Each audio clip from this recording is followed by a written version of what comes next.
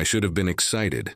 A week away from everything, a beach house with a wraparound porch, and the constant hush of the ocean in the background. This was supposed to be a reset. That's what my sister kept saying. You need a break. Jesse, she insisted while forcing me to pack. Come with us, no excuses. But now, standing in the middle of this big, echoing rental house, watching my nieces scream about room choices and my parents argue over where to unload the food. Cooler, all I feel is suffocated. There are 12 of us in total. My siblings brought their spouses and their kids. Everyone's talking over each other, bouncing through rooms like they're in a sitcom episode I didn't ask to be part of. And me? I'm the quiet one sitting on the edge of the couch, pretending to scroll through my phone so no one tries to talk. To me, I take a deep breath, trying to soak in the smell of salt water drifting in through the open windows. But it doesn't calm me. Not really. It's been 5 months since Sam and I ended things, or rather, since he ended things. 1 minute we were talking about moving in together, and the next he was telling me he wasn't sure he was ready to be with someone who felt so much. His exact words, like my feelings were a problem to be fixed, like I loved too deeply, and that scared him. So now I don't feel anything at all. Jesse, you okay? My mom calls from the kitchen, where she's elbow deep in bags of tortilla chips and trail mix. Yeah, I lie, my voice barely carrying over the chaos. Just tired. I grab my backpack and slip out the back door, onto the wooden deck. The air is warmer than I expected, dense with humidity, but quieter out here. The ocean stretches endlessly in front of me, dark blue with hints of silver under the setting sun. Waves roll in with slow, deliberate rhythm, nothing like the clamor inside. I lower myself into one of the lounge chairs and let my head fall back. For a few precious minutes, no one comes looking for me. I don't hear the crash of pans or the kids fighting over who gets the top bunk, just the wind and the sea and the occasional cry of a distant gull. This is what I came for. Or maybe what I was running toward. Stillness. A break from feeling like I have to perform joy when all I want is to rest from pretending.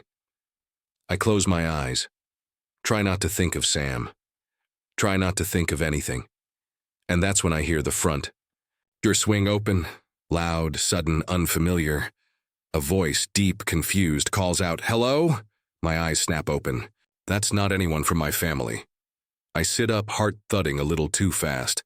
The voices inside turn curious, cautious. Then my brother's voice rises, defensive. "You're in the wrong place, man." But I don't move. Not yet. I sit still, listening, something in my chest shifting, just slightly, like the wind before a storm, like the hush before everything changes. It started raining around dinner time, not the gentle drizzle kind. The sky just opened up and poured like it had something to prove. Thunder growled in the distance and lightning threw jagged shapes across the windows. My nieces screamed with delight. My mom muttered something about the storm knocking out power. I was halfway through pretending to be interested in a board game when it happened. The front door swung open with a loud bang, the wind shoving it like an impatient child. And then, a figure stepped into the entryway, soaked to the bone, dripping water onto the hardwood, his dark hair plastered to his forehead, duffel bag slung over one shoulder. Hello?" he said, blinking at the chaos inside the house. My brother Mark shot up from the couch like a guard dog. "Who the hell are you?" The guy raised both hands. "Whoa, sorry. I think there's been a mix-up. I booked this place through Shore Stay Rentals. Got the confirmation and everything." Everyone was frozen. Even the kids went quiet, which was impressive in itself. Mom stepped forward, her hands on her hips. "We booked this house months ago. I believe you," the guy said quickly. "But so did I." He unzipped the outer pocket of his bag and pulled out a crumpled, water-stained printout. "See?" There was a tense silence as Mom scanned the page, then passed it to Mark. I stayed, on the couch watching this stranger shiver, droplets running down the back of his neck and soaking into his t-shirt. He looked tired, and kind of lost. "This is legit," Mark said reluctantly. "He's got the same address." That stupid rental company probably double-booked us. My sister groaned, already pulling out her phone to call someone. I can find a motel if it's a problem, the guy said, clearly trying to sound easygoing but shifting uncomfortably in his wet shoes. Didn't mean to barge in on a family vacation. You're not going anywhere in this storm, Mom said, cutting through the hesitation. You'll catch pneumonia. There's a guest room off the back hallway. You can stay one night until we figure this out. Thank you, he said, shoulders relaxing just a bit. I'm River, by the way, River. Of course his name was River. I didn't say anything. I just stood and walked out to the porch again, this time with a hoodie pulled over my head. Later, while everyone was still buzzing about the mix-up, I sat curled up with a book I wasn't reading, pretending River didn't exist. But that was hard to do when he was sitting across the room, sipping tea someone had made for him, steam rising around his face like a halo of quiet. He laughed at something one of the kids said, soft, genuine, not trying too hard. And I hated how it pulled my attention, how his presence made the room feel more crowded but also somehow warmer. I wasn't supposed to notice things like how his collarbone peeked through his wet shirt, or how his eyes seemed to scan the room with equal parts curiosity and caution. He didn't talk much, but when he did, everyone listened.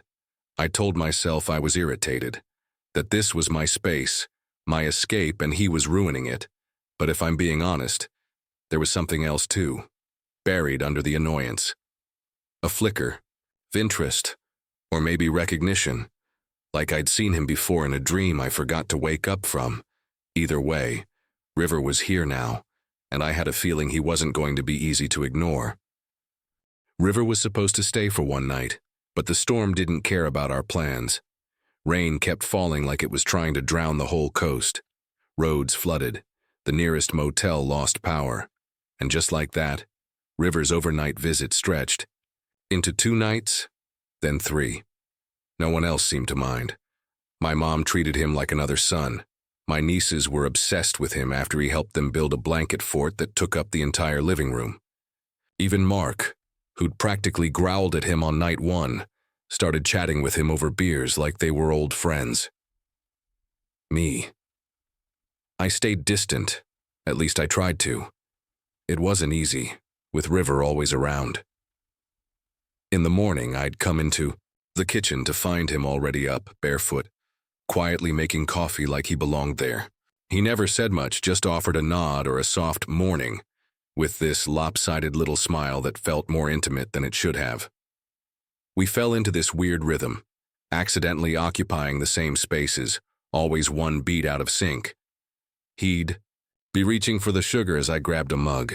I'd open the fridge just as he closed the dishwasher. Silence stretched between us like elastic, tense, quiet, charged. Then there were the small things I couldn't unsee, like how he hummed while he cooked. Not loudly, just this soft, tuneless melody under his breath while he chopped vegetables, or stirred pasta, or how he'd disappear after breakfast with a worn leather journal tucked under his arm, walking down the beach barefoot like some kind of moody poet. I told myself I wasn't watching him, but I was, through the window, from the deck, over the edge of my book. I caught myself memorizing the way his hair curled at the nape of his neck when it dried from the salt air, the way he sat cross-legged in the sand, scribbling into his journal, like the world didn't exist. It pissed me off how easily he slipped into our lives, into mine. One afternoon I came into the kitchen to find him brewing coffee again. Just us. Everyone else was at the beach with the kids. "Want a cup?" he asked, already pouring 2. I hesitated. "Sure." He slid it across the counter. We stood in silence for a while, the sound of the rain tapping the windows like a quiet metronome. "I didn't mean to crash your family thing," he said suddenly. "I can tell you weren't exactly thrilled I showed up." I shrugged. "You didn't crash anything, just wasn't expecting a company." His smile was tight, a little self-conscious. "Yeah, same." I nodded, unsure what that meant, unsure why it made my stomach flutter like it did. Later, I found his journal sitting open on the porch table. I didn't read it. I wouldn't do. That, but I saw a sketch on one of the pages. A rough outline of the house, the deck, a figure sitting in a lounge chair, knees pulled to their chest, hoodie up. It was me. I closed the journal quietly and walked away before he came back. I started noticing more after that. The way his eyes lit up when he talked about books, how he tilted his head when he listened, really listened. The way he moved around people, gently, like he didn't want to take up too much space. I didn't want to like him. I reminded myself that he was just a stranger, a mistake in a rental system, a temporary guest. But even as I told myself that, I knew I was lying. Because the truth was, every time our eyes met across a room, every time his shoulder brushed mine in the hallway, something shifted inside me. Something I thought was gone started stirring again. Tentative, uncertain, but undeniably alive. And it terrified me. Because what if I let myself feel again, only to be left with nothing? But what if this wasn't nothing? It was my mom's idea to go on the hike. "We need to get everyone out of the house before we start climbing the walls," she declared after breakfast, already tying her sneakers with purpose. The kids were excited. My siblings groaned but complied. I didn't argue. I wanted the space too, even if it meant trudging up a muddy trail behind my family. River ended up next to me by default. The others paired off, my brother and his wife leading. The way, the kids running ahead, my parents taking it slow in the back, that left the two of us in the middle, walking in a silence that was no longer awkward but still loaded. The trail curved upward through the trees, slick with rain from the storm the night before. Birds chirped above us, and the air smelled like wet leaves and pine.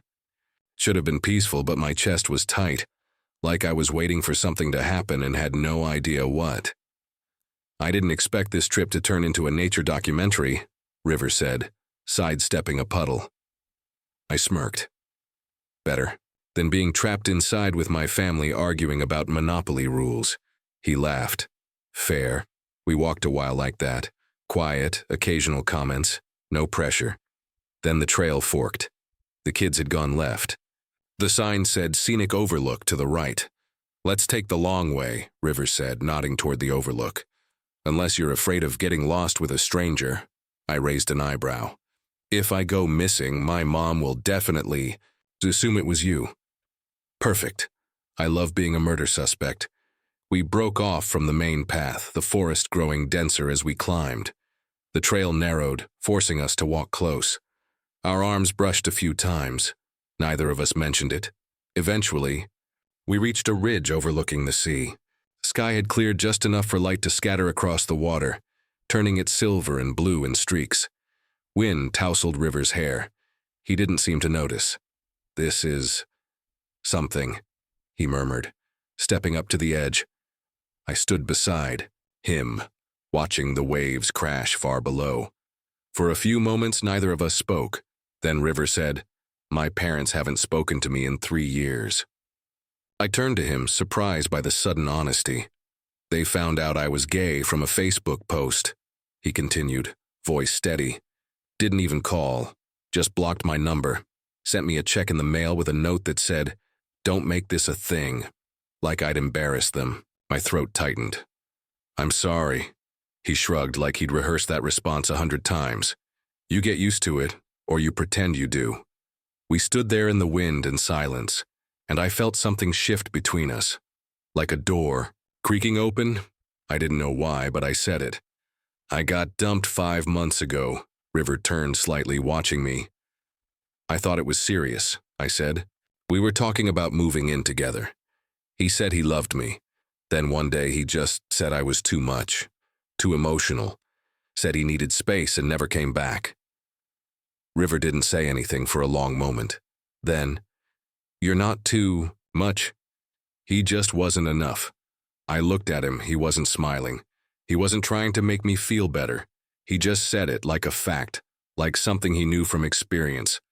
I don't know what possessed me, but I reached out, just barely. My fingers brushed his wrist. He looked down at our hands, then up at me. The look in his eyes was quiet and searching, like he was asking for permission I didn't know how to give. For a second, it felt like we were suspended there, on the edge, something delicate and enormous. Then we both pulled back almost at the same time. The wind picked up again. He stuffed his hands into his jacket pockets. "We should head back," he said softly. "Yeah," but even as we turned away from the overlook, I knew something had changed. A crack had formed in the wall I'd built around myself, and River was standing on the other side, waiting. It was late, after midnight, when I stepped out onto the balcony. The house was quiet for once, the kind of silence that settles after a long, laughter-filled day. Everyone had gone to bed hours ago, and only the rhythmic sound of the waves below kept me company. I found River already there, leaning on the railing, eyes tilted up toward the stars like they were whispering secrets only he could hear. He looked peaceful in the moonlight, his features soft, almost dreamlike, framed by silver shadows. He glanced over when he heard me. "Couldn't sleep?" I shook my head. "Too much in my head." He nodded in understanding and turned back to the sky. I joined him, standing shoulder to shoulder. We didn't speak for a while, just stood there breathing in the salt air, letting the stars remind us how small everything was. Then he said it, quietly. "I'm glad the storm trapped me here." I looked at him, surprised by how vulnerable he sounded. "I mean, obviously, I didn't plan any of this," he added quickly, chuckling under his breath. "But it feels like I ended up exactly where I needed to be." My chest tightened. I wanted to say something clever or light or safe, but all I could do was tell the truth. "I haven't felt this kind of peace with anyone in a long time," I said. "Maybe ever." He turned toward me slowly, his expression unreadable in the dark. "You're not just saying that because I make good coffee?" I smiled, barely. "That helps." His hand brushed mine on the railing. "We didn't pull away this time." "I keep waiting for this to stop feeling real," he murmured. "But every time I look at you, it gets harder to pretend." "This doesn't mean something," I didn't answer. I stepped closer. The moment hung there between us, thick with silence, with tension, with something that felt like gravity. Then we kissed. Slow. Hesitant. Like we were both afraid we'd shatter if we moved too fast. His lips were soft. Warm. Familiar in a way that didn't make sense. Like I'd been searching for this exact feeling without even knowing it. I leaned in, fingers finding the curve of his jaw. He sighed against me, melting into the moment, grounding us both. And in that kiss, I felt something I hadn't felt in so long it nearly broke me. I felt safe, like coming home in a place I never knew existed. When we finally pulled apart, our foreheads rested together, eyes closed. No one said anything. We didn't need to, because in that quiet beneath the stars and the echo of the ocean, everything finally made sense. The morning after the kiss, I didn't know how to look at him. I told myself, it was just a moment, an emotional blur, a product of stars and salt air, a vacation illusion. But when I caught River's eyes across the breakfast table and he smiled, soft, real, I felt my stomach twist. So I did what I do best. I avoided him. I started getting up early to go on runs I didn't take, hung around the kids more, took my book down to the beach and stared at the same page for an hour, anything to sidestep the weight of what we shared. River didn't push. He let me drift, but I could see it in his face. He knew what I was doing. The tension grew like fog, silent but suffocating. By the third day, I came back from one of my fake outings to find River packing his bag in the guest room, folding his clothes with mechanical precision, like he was trying to disappear as neatly as possible. "What are you doing?" I asked, standing in the doorway. He didn't look up. "I called a rideshare to the next town. They've got vacancies at a lodge." "There?" "The storm's cleared. Roads are open." "You're leaving?" River paused. "You haven't looked at me since the balcony." "That's not—" "Don't lie to me," he said, finally facing me. His voice wasn't angry. It was tired. "Honest." "I kissed you. You kissed me back, and since then you've acted like it never happened." I folded my arms across my chest. This isn't real, River. This is vacation. A bubble. You and me, we're just... Don't, he interrupted. Don't reduce it to that. Don't cheapen it just because you're scared. My chest tightened. I'm not scared. Yes, you are, he said, but not of me. You're scared of what it means to feel something again, to let someone in. And yeah, maybe I was a glitch in your perfect isolation plan, but I'm not some distraction. I'm not your temporary escape. His words hit like waves breaking through a dam. I opened my mouth, but nothing came out. River shook his head, eyes glassy. You don't have to want me, but you don't get to act like I'm a mistake. That broke me. I do want you, I said quietly. That's the problem. He looked at me, really looked at me, and waited. I haven't let myself feel anything in months, I admitted. I thought I was protecting myself, but I was just hiding from the hurt, from the possibility that someone could actually matter again. And then you showed up with your humming and your journal and your dumb perfect coffee, and I started feeling everything. It scared the hell out of me. He stepped closer, slowly. Then be scared. Just don't run. I don't know how to do this, I whispered. River's voice was soft. Then let's figure it out together. We stood there, inches apart, the weight of the truth sitting between us, and for the first time in a long time, I didn't want to run. I didn't want to bury the feeling or pretend it didn't exist. I wanted him, not just the kiss, not just the comfort. Him. So I reached for his hand. He let me. Neither of us said anything else. We didn't need to, because that was the turning point. Not the kiss, not the fight. It was the moment I chose to stop hiding. The storm rolled in out of nowhere, just like the first one. Dark clouds gathered fast, swallowing the late afternoon sun. Wind stirred the trees and flung sand across the deck. Rain hit the windows like fingertips tapping for attention. I didn't see River in the house. His bag was gone from the guest room. Panic gripped me. I checked my phone, no messages. I stepped outside, the rain already starting to fall in heavy, deliberate drops. Then I saw him. He was down on the beach, standing alone with his back to the house, his phone in his hand. He was soaked through already, hair plastered to his forehead, but he didn't move. Just stared out at the angry ocean like it could give him answers I hadn't. I didn't think. I just ran. Through the yard, down the wooden path, onto the wet sand. My clothes clung to me, my sneakers filled with water. I didn't care. I had to get to him. "River!" I shouted, breathless. He turned slowly, surprised to see me. His eyes searched mine. Unsure, guarded. "I thought you were leaving," I said, chest heaving. "I figured it was time," he said over the rain. "Didn't want to keep playing the part of the intruder." "You're not," I said. "You're not. I was just scared," he finished, not cruelly, just truthfully. I nodded. "Yeah, terrified, but not of you." He didn't respond. The silence between us filled with rain and thunder. "I didn't expect to feel anything this trip," I said. "I came here to shut everything off. But then you showed up with your smile and your quiet, and somehow you got into every room. In my head without even trying." He swallowed, still unmoving. "I didn't want to fall for anyone," I said, stepping closer. "But I fell, slowly, stupidly, completely.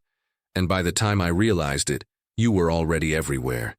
In my coffee, in the corners of my day, in my goddamn heartbeat."